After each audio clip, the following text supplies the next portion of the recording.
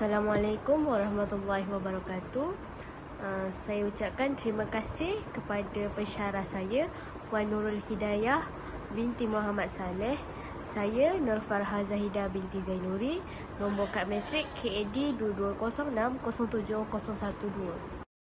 Hari ini saya akan membentangkan tentang pertumbuhan dan perkembangan mengikut perspektif Islam. Pertumbuhan menurut Carl Garrison dan Murigia, pertumbuhan ni merupakan perkembangan seorang individu dalam bentuk saiz badan, iaitu perubahan otot, tulang, kulit, rambut dan kelenjar.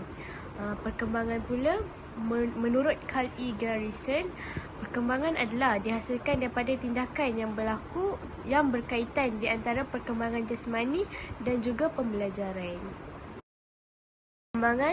Perkembangan terdiri daripada 5 aspek, iaitu yang pertama ialah kognitif, sosial, emosi, fizikal dan juga bahasa. Saya akan rungkaikan setiap jenis-jenis perkembangan ini mengikut peringkat umur. Yang pertama sekali ialah daripada peringkat umur bayi, iaitu 0 hingga 12 bulan. Pada peringkat ini, perkembangan kognitif yang dialami oleh bayi ini ialah bayi boleh tertarik dengan zikir, seperti bantal Mami Hana. Ramai ibu bapa yang beli bantal itu untuk bayi-bayi mereka, supaya dalam masa yang sama bantal zikir itu juga bukan setakat dapat tertarik, menarik bayi itu, namun bayi dapat juga menjauhkan bayi daripada gangguan-gangguan yang tidak baik. Dari segi sosial pula, bayi boleh fokus semasa diajak bermain. Sebagai contoh, semasa ibu bapa mereka mengagah mereka, mereka boleh tertarik dengan ibu ayah mereka dan memberi reaksyen yang baik. Emosi, bayi tenang ketika mendengar zikir. Pada usia bayi ni memang kebanyakan bayi semasa mendengar zikir mereka akan senyap. Lagi-lagi pada waktu maghrib. Sekiranya ibu bapa sering membuka zikir pada waktu maghrib, mereka akan tenang mendengar zikir itu. Dari segi fizikal pula, bayi boleh menggapai objek. Ni pada usia bayi dalam 5 hingga 12 bulan, bayi boleh merangkak sendiri untuk mencapai objek yang dia nak. Dari segi bahasa pula, bayi boleh meniru ekspresi muka ibu ayah.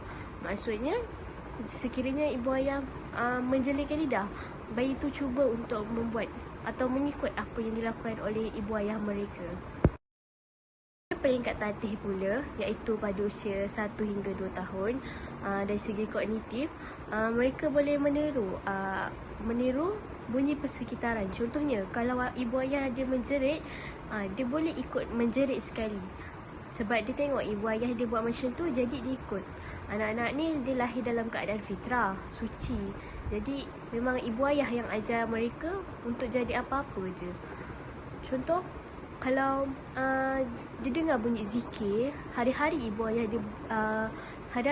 dia buka bunyi zikir tu, lama kelamaan dia akan ikut zikir tersebut. Dari segi sosial pula, keupayaan bermain-mainan yang diberikan. Contohnya, ibu ayah mereka berikan dia mainan yang ketuk-ketuk bunyi zikir, ketuk-ketuk bunyi bacaan Al-Quran. So, dia suka untuk main-mainan tersebut. Dari segi emosi pula, perasaan ingin tahu tentang sesuatu yang baru. Okey, pada usia 1 hingga 2 tahun ni, mereka memang baru nak meneroka banyak benda. Jadi, setiap yang mereka nampak baru tu, macam mainan yang ibu bapa mereka berikan yang baru tu, memang mereka nak sangat tahu. Dari segi fizikal pula, boleh mengambil dan meletakkan objek dengan baik. Contohnya, dia ambil mainan dekat ruang tamu. So, jadi dia boleh letak banyak mainan tu dekat ruang tamu dengan arahan ibu ayah mereka. Dari segi bahasa pula, boleh memahami bahasa yang diberikan oleh ibu ayah mereka. Contohnya,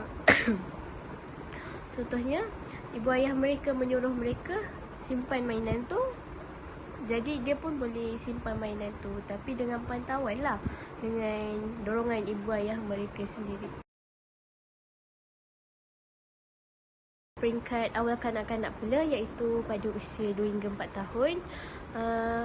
Mereka boleh mengenali tubuh badan mereka sendiri. Mereka berupaya. Macam kalau ibu ayah mereka sering mengajar, ini tangan, ini mata, tunjuk macam mana kan. So jadi lama kelamaan anak tu boleh mengenali bahagian tubuh badan tu sendiri. Kita cuma tanya je. Macam biasa kita tanya, adik mata mana mata, nanti dia kedip mata dia macam ni kan. Sosial, dari segi sosial pula boleh berkongsi permainan dengan rakan. Okey, di taska diorang boleh main mainan sama, tak ada pergaduhan. Boleh share lah semua. Makanan pun boleh share. Jadi menjadikan dia seorang yang pemurah sebab boleh share semua benda dengan orang.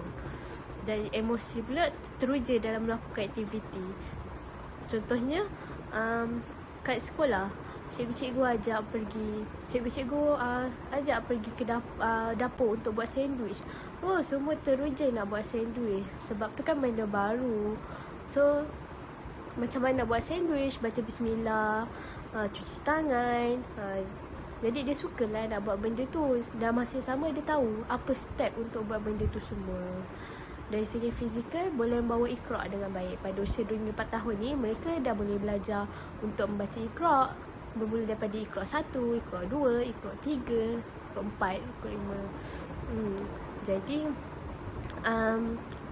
kalau dia dapat bawa Iqra' dengan baik tu dah cukup bagus dah untuk dia.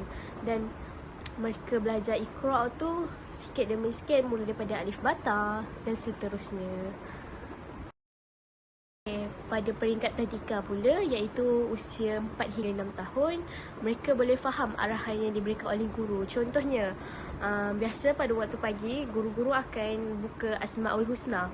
So, jadi guru-guru akan beri arahan, okey, beratur dalam barisan, duduk dalam barisan.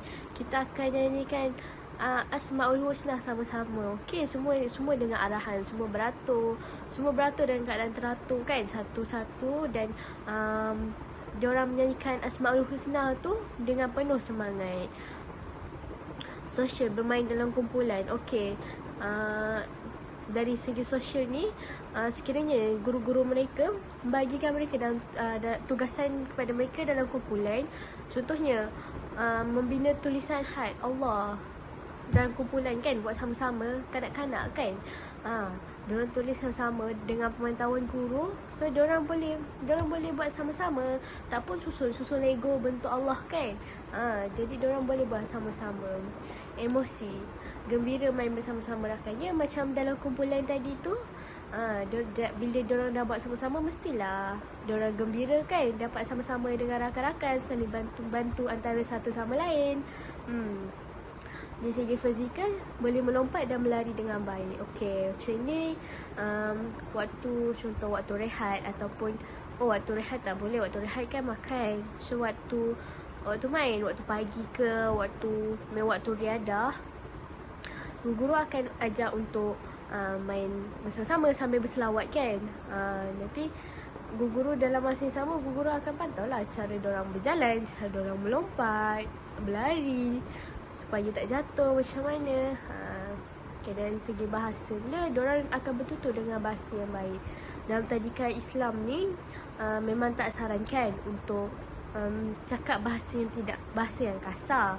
Jadi guru-guru perlu cakap dalam bahasa yang baik. Jadi anak-anak muridnya akan ikut dalam bahasa yang baik. Atau macam sentiasa berselawat, macam tu.